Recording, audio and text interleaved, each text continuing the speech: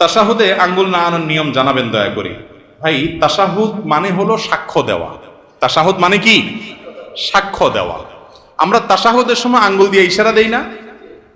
অনেকে দেন, অনেকে দেন না। না দিলে নামাজ হয়ে যাবে, কিন্তু ওই যে লবণ ছাড়া তরকারির মতো, এটা সুন্নত হলো না। সুন্নত হলো ইশারা করা। ইশারা কেন করব? কারণ এই আঙ্গুলটাকে বলা হয় শাহাদাত আঙ্গুল। শাহাদাত মানে কি? সাক্ষ্য। এই আঙ্গুলটাকে বলা হয় সাক্ষী দেওয়ার আঙ্গুল। কেন? কারণ সাধারণত আদালতে, বিচারে, কোনো কিছুতে সাক্ষী দিতে হলে আঙ্গুলটা ব্যবহার হয়। অমুক এটা করেছে, অমুক এটা করেছে, এটা দেখায়া যে কোনো কিছুকে ফিক্স করা হয়। এই জন্য এটাকে সাক্ষী দেওয়ার আঙ্গুল বলা হয়। আমরা যখন কালিমায়ে শাহাদা পড়বো আত্তাহিয়াতুর মধ্যে, আশহাদু আল্লা ইলাহা ইল্লাল্লাহ ওয়া আশহাদু আন্না মুহাম্মাদুর রাসূলুল্লাহ, বা তাশাহুদ মানে কি? সাক্ষ্য দেওয়ার দোয়া বা সাক্ষ্য দেওয়ার বাক্য, কালিমা। এটা পাঠের সময় আমরা আঙ্গুল তুলে সাক্ষ্য দেব। মুখে সাক্ষ্য দিচ্ছি, আবার আঙ্গুল তুলেও কি দিচ্ছি? আমি সাক্ষ্য দিচ্ছি যে আল্লাহ ছাড়া কোনো সত্যিকারের কোনো মাবুদ নাই, মুহাম্মদ সাল্লাল্লাহু আলাইহি ওয়াসাল্লাম আল্লাহর গোলাম এবং রাসূল। এই কথার কি দিচ্ছি? সাক্ষ্য দিচ্ছি। মুখে সাক্ষ্য দিচ্ছি, আবার আঙ্গুল তুলেও কি দিচ্ছি? সাক্ষ্য দিচ্ছি। এজন্য তাশাহুদের সময় আঙ্গুল তোলাটা কি? সুন্নাত। তাশাহুদ পাঠের সময় আঙ্গুল তোলা কি রে ভাই? সুন্নাত। এই আঙ্গুল কিভাবে তুলবেন? এটার পদ্ধতি হলো, এই যে দুইটা আঙ্গুল, এই কোনই আঙ্গুল এবং তার পাশেরটা, এই দুইটাকে ভেঙে ফেলবেন। এভাবে ভেঙে ফেলবেন। এরপর তিনটা থাকবে, তো আর এই দুইটা দিয়ে আংটি বানাবেন। এভাবে মাথা জোড়া দিবেন এবং এটা ইশারার সময় এরকম উঠাবেন। বুঝতে পেরেছেন? আবার আপনার তাশাহুদ পড়া শেষ বা বৈঠক শেষ, তখন আপনি কি করলেন? আবার এটাকে স্বাভাবিক করে ফেললেন। কথা বুঝতে পারছেন তো?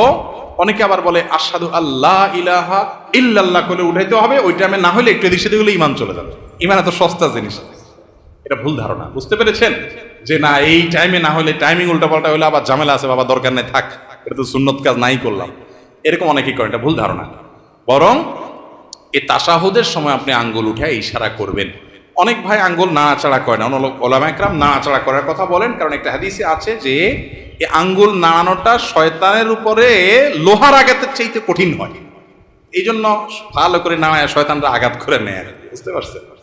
কিন্তু এক্ষেত্রে দুইটা মত, যদি অনেক ওলামা একরাম বলেছেন যে নাড়াইতে থাকা এবং এটা শয়তানের জন্য বেশি কঠিন হয় লোহার আঘাতের চাইতে, বা এই জাতীয় আঘাতের চাইতে। তো এই মতটার চাইতে আমার কাছে অধিকতর শক্তিশালী মনে হয়, এবং এটাই বেশি বিশুদ্ধ মত, যে নাড়াইতে থাকা না, বরং ইশারা দেওয়া। কারণ বেশিরভাগ হাদিসে যে ভাষ্য আসছে সেটা হলো তাশাহুদের সময় আঙ্গুল দিয়ে কি করা? ইশারা দেওয়া। ইশারা কিন্তু নাড়াইলে হয় না। নাড়াইলে ইশারা হয় না। দলিল উনি আমল করলেন, কিন্তু হাদিসে বেশিরভাগ কিসের কথা আসছে? ইশারার কথা আসছে, নাড়ানোর কথা আসে নাই। আর তাছাড়া সালাতের মধ্যে যে খুদু অবলম্বন করা, সুকুনের সাথে থাকা, এটার সাথে এটা যায় না। সব মিলিয়ে আঙ্গুল ইশারা করা তাশাহুদের মধ্যে এটা একটা সুন্নত কাজ, একটা ভালো কাজ, যেটা আমাদের বেশিরভাগ মুসল্লি ভাইরা করেনও না।